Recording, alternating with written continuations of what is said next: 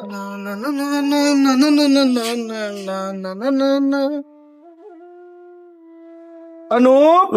बड़ा कुल टेंशन में बड़ा मर्दे, कुछ सोचा तरह का बताएं गोलू भैया, ये हमारा आखिरी प्रयास बा।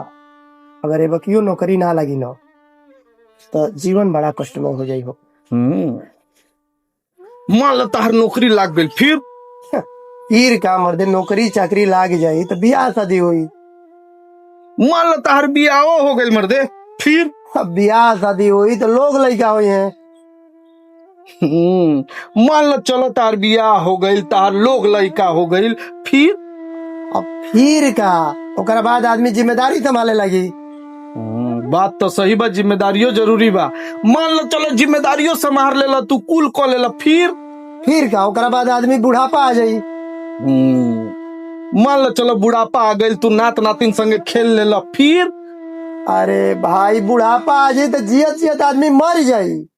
हाँ मर्दे, फिर मर्दे तो तू झूठो अपन समय बर्बाद करत रह। जब मरही के बाद तो नौकरी काहे करत रह?